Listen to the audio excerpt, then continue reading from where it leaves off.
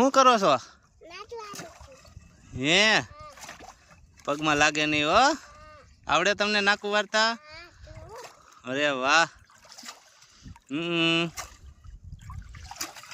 અરે વાહ ભાઈ વાહ. બેન આ શું વાવ્યું છે આપણે? ઘઉં વાવ્યા છે. તમે શું કરો છો? આ